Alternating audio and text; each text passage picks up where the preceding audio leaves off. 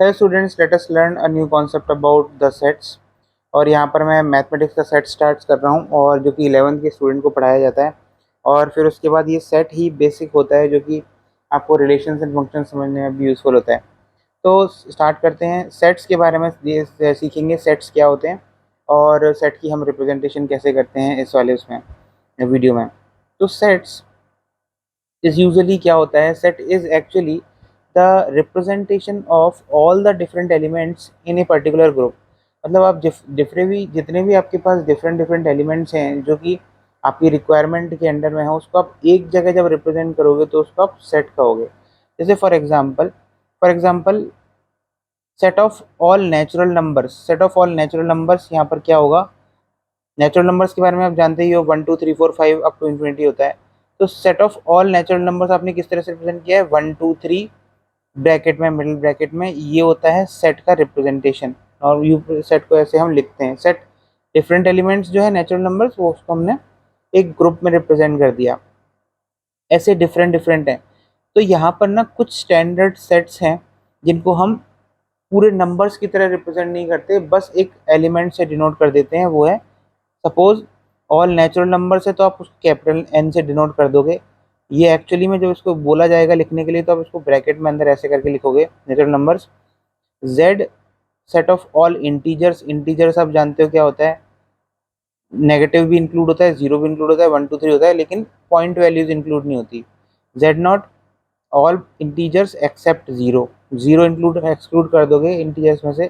ऐसे ही Z plus all positive integers, सिर्फ पॉजिटिव इंटीजर्स लिए हैं, नेगेटिव वाले पार्ट हटा दिए हैं। और ई डिनोट्स इवन इंटीजर्स, इसमें सब इवन वैल्यूज लिए हैं। और O denotes odd integers, W denote the whole number, Q denotes rational number. Rational number भी आप जानते होगे, है ना, पी बाई क्यू वाले फॉर्म में होते हैं। और Q not represents all non zero rational numbers. तो ये आप एक बार पूरा देख लेना है इसको, है ना।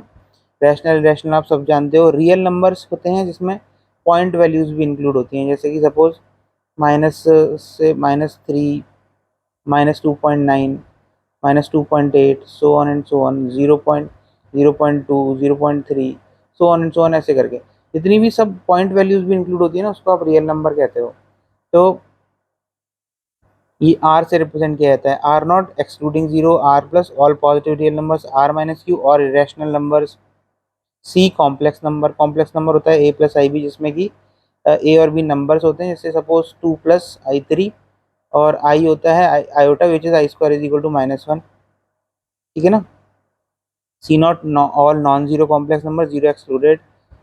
तो एन नॉट ये सब स्टैंडर्ड सेट्स हैं, आप इसको याद कर लेना, ये बहुत ज़रूरी है। और आपके लिए इनकी रिप्रेजेंटेशन भी पता होनी चाहिए, जैसे कि अभी कहीं क्यू प्लस या कुछ डिनोट करके दे दिया तो आप उसको समझ पाओ। अब मैं आपको ये बताता हूँ कि सेट तो आपने समझ लिया, सेट क्या होता है, representation of all different elements in A group.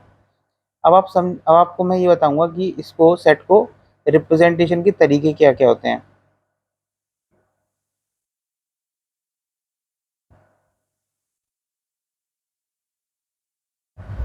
Set को रिप्रेजेंट करने के दो दो तरीके होते हैं। पहला, first way is roster form.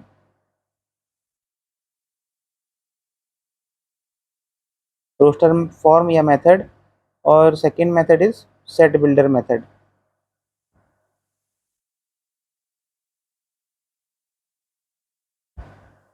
अब रोस्टर फॉर्म क्या क्या होती है, जैसे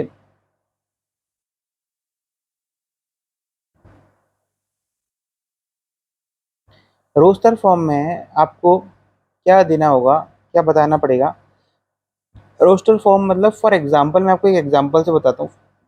फॉर एग्जांपल, आपके पास है set of vowels in English alphabets. तो वॉवेल्स आपको क्या पता है, वो होता है A E I O U। तो रोस्टर फॉर्म में जब आप इसको लिखोगे, तो रोस्टर फॉर्म में इसको आप नॉर्मली रिप्रेजेंट कर दोगे, सारे elements A E I O U। Order important नहीं है कि पहले ए आएगा फिर ई आएगा, पहले आप ई भी लिख सकते हो फिर ए लिख सकते हो, ऑर्डर इंपॉर्टेंट नहीं है। पर सारे एलिमेंट्स आपको ब्रैकेट्स के अंदर शो करने होते हैं, which is called roster form. दूसरा जो फॉर्मेट होता है वो होता है set builder form.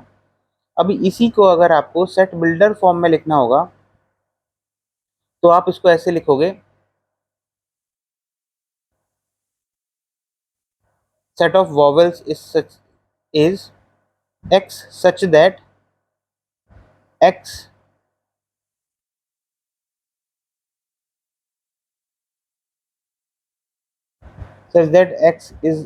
is vowel।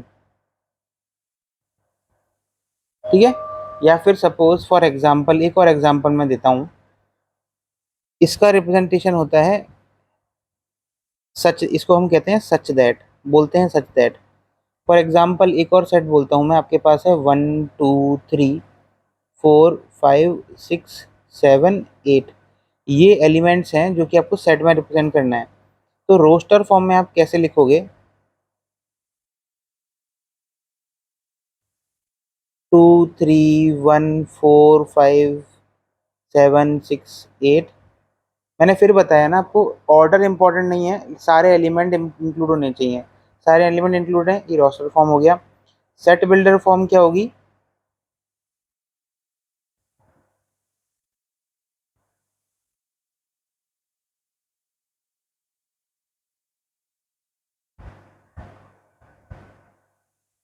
x belongs to natural number such that x is less than or equal to 8। इसको आप ऐसे भी लिख सकते हो, x is equal to vowel। तो सेट बिल्डर फॉर्म मतलब यहाँ पे आपने पहले क्या शो कर दिया कि x बिलोंग्स टू, ये जो सिंबल होता है इसका होता है belongs to. x belongs to natural number, natural number होते हैं 1 2 3 4 5 6 7 8 9 10 11 12 ऐसे करके इन्फिनिटी तक, पर such that x is less than और इक्वल टू 8। तो आपको वो सारे नेचुरल नंबर्स लेने हैं जो कि लेस देन 8 हो या फिर इक्वल टू 8 हो। तो आपके पास कैसे कौन से एलिमेंट हो जाएंगे, वो 1 2 3 4 5 6 7 8। तो ये आपकी सेट बिल्डर फॉर्म होती है। ठीक है ना। तो यहाँ पर आपको इनका मीनिंग समझना पड़ेगा। ये तो मैंने समझा दिया, बिलोंग्स टू होता है, ये सच दैट होता है, ये होता है does not belong to, does not belong, है ना ये। और इक्वल टू आप जानते ही हो, लेस देन इक्वल टू का भी साइन जानते हो। तो ये दो टाइप की रिप्रेजेंटेशन होती है जिसका मैंने आपको एग्जांपल बता दिया। बाकी आप जब प्रॉब्लम सॉल्व करोगे तो आप प्रॉब्लम्स में समझ जाओगे कि किस तरह से आपको रिप्रेजेंट किया जाता है। ये सेट की बेसिक रिप्रेजेंटेशन होती है। एक होती है रेस्टर रोस्टर फॉर्म और सेट फिल्टर मेथड। तो मुझे लगता है कि आपको ये अच्छे से समझ में आ गया होगा जो मैंने समझाया है। तो अगर कोई डाउट हो तो आप मुझे मेरे व्हाट्सएप नंबर पर पूछ सकते हैं मुझसे। तो all the best, thank you.